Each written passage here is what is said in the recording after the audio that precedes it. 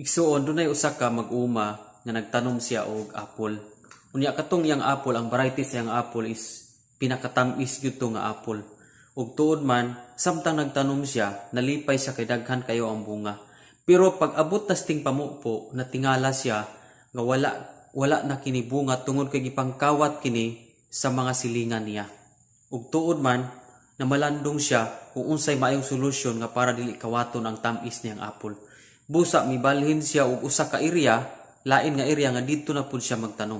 Ug tuod man namunga gihapon og daghang bunga. Pero sa panahon nga mamupo na gihapon siya, wala gihapon siya napupo tungod kay gipangkawat gihapon sa mga tawo nga duol adtong dapita. Ug tuod man namalandong sa iyang kaugalingon nga unsa man gyud maayong solusyon nga para gyud dili makawat ang iyang apple para daghan siyang maharbis. Ug tuod man nakahuna-una siya nga iya kining tamnan og aslom nga apple sa pinakadaplin og iyang ipatunga ang pinakatamis nga apple. Og niabot sa punto nga daghan gyud sang naharbis sa iyang tamis nga apple tungod kay wala kini pangkawata. Kay ang iyang gihimo, iya kining gitamnan sa pinakadaplin, ipalibutan niya og mga aslom nga apple aron sa panahon nga kato pagkakawaton inigtilaw sa kawatan, dili na sila mo padayog kawat tungod kay aslom ang maong mga apple. Ug niadtong panahon na daghan kayo siyang naharbis sa iyang apple. So dinhi takutob sa maong istorya. Ang lison nga makuha nato aning istorya igsoon nga kanang mag-uman diha mao kita nga mga Kristohanon. Ug kanang apple nga tamis diha mao ang pulong sa Dios.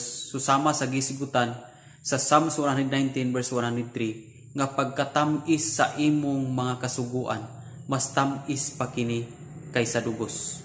O kanang mga kawatan diha sa maong sambingay mao ang buhat ni Satanas o mao si Satanas nga iyahang kawaton ang mga pulong sa Dios nga gitisok sa atuang kasing-kasing.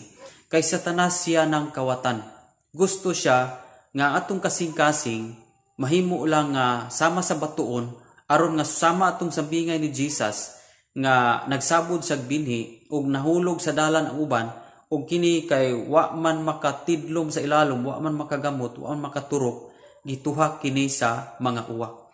So kanang uwak diha mao na nagulagway ni Satanas nga ang mga binhi o mga pasi nga natisok sa atuang kasing-kasing, kung atong kasing-kasing batuon sa masdalan, tuhakon ra kini ug sakmiton ra kini ni Satanas sama sa uwak. So muna nga importante gyud atong kasing-kasing mao gini ang tipiganan sa pulong sa Dios. O nga importante nga atong kasing-kasing mahisama sa tambok nga yuta.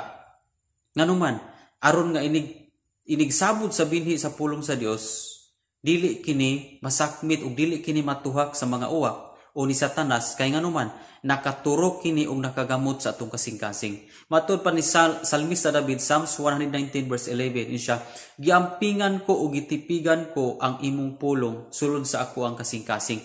Ang imong mga balaod akong giampingan sulod sa akong kasing-kasing aron dili ako makasala.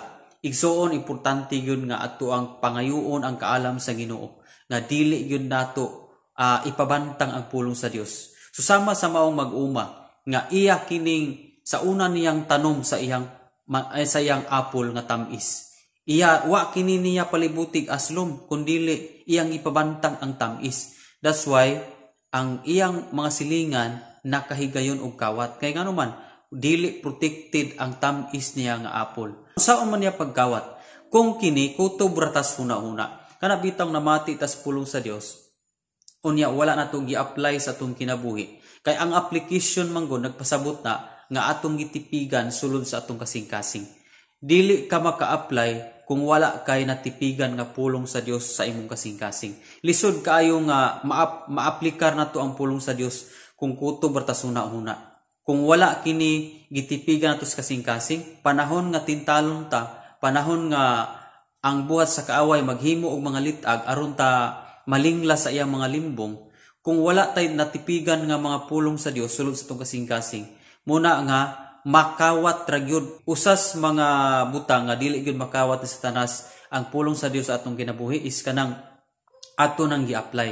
Ang atong gi-apply nga gikan sa pulong sa Dios dili gyud na makawat ni Satanas. Pero kung kutob ratas huna-huna wala nato gi-apply sa atong kinabuhi, munay dali kayong kawaton ni Satanas ang mga pulong nga gitisok sa atoang kinabuhi. Igsuon dili gusto ang Dios nga makawat ang mga pulong niya dinhi sulod sa atoang kinabuhi. Unsa may mga pamaagi nga para di gyud makawat ang pulong sa Ginoo ug dili mawala ang pulong sa Dios sa atong hunahuna ug sa atong kasing-kasing. Number 1 atong buhaton is ato kining i-apply sa atong kinabuhi. Kanang giyon ni Salmista David, Psalms 19 verse 11 nga, giampingan ko ug gitipigan ko ang imo mga balaod sulod sa akong kasing-kasing aron dili ako makasala. Buot pasabot nga sa dihang nagtuon si Salmista David sa pulong sa Dios, iya kining gitipigan ug iya kining giampingan aron nga matag panahon nga tintalon siya pagpakasala sa buhat sa kaaway, iya kining hinumduman ug mautoy magpanalipod kaniya, mautoy mag-guide kaniya nga dili siya malingla sa tanang buhat ni Satanas. Yun ana di ay ang importante nga buhaton nato sa kinabuhi. I-apply nato ang pulong sa Dios, kinasing-kasing natong i-apply kay kung kutob ra ta una-una, dali ra nang masakmit sa yawa ang pulong sa Ginoo. Kung kutob ra nato una-una ang pulong sa Dios ug wala nato gi kinabuhi, wala nato gi paabot sa atong kasing-kasing ug dili ta heartedly nga misunod o miubi sa pulong sa Dios, mao gyud hinungdan nga mawala ra gyud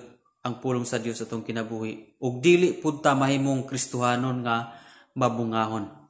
Ang Kristohanon nga mabungahon mao tong Kristohanon nga gitipigan niya pag-ayo ang pulong sa Dios sulod sa iyang kasing-kasing. Muna ang atong buhaton igsuon is ato ang himuon nga atong kasing-kasing sa mas matambok nga yuta. Kaya kung ang atong kasing-kasing sa mas matambok nga yuta, dili gyud makawat ang pulong sa Dios nga tamis pa kaysa dugos. Importante igsuon nga tipigan gyud nato ang pulong sa Ginoo sa atong kasing-kasing. Kay mahimo nga mabungahon ta sa atong pagkakristohanon kung kini gitipigan nato. Pero kung ato kining gipabantang lang, ang ato ang pagtuon sa pulong sa Dios, ato lang ipabantang sama sa unang higayon nga ang usa ka mag-uma nagtanom og tamis nga apol. Iya lang kining ipabantang busa ipangkawat la kini sa silingan. Iyon usab ana ang senaryo sa atong kinabuhi. Sa atong pagmamati sa pulong sa Dios, kung kutob ra ta dinhi sa atong una-una, no? Daw samang ato rang ipabantang ang pulong sa Dios diha para kawaton ni Satanas. Kung kutob ra ta sa una-una ug wala nato kinasing-kasing ang pulong sa Dios, kung wala nato gi-apply sa atong kinabuhi ang pulong sa Dios, nagpasabot ka na nga wala nato tipigi ug ato ra ang gipabantang ang pulong sa Dios aron nga kawaton ra ni Satanas. So dinhi lang takutob. Salamat kung na-bless ka ni mga istorya. Paki-share lang sa ato ang mga kauban, mga Kristohanon. O niya, kung bago pa ka nga channel, ayaw kalimot sa pag-subscribe para updated ka sa daghan na itong mga story. Actually, daghan na kayo itong mga sambingay diha. So siha lang itong mga sambingay o ma-bless ka o daghan ka makutlo ng mga pagtulunan. God bless. Glory to God.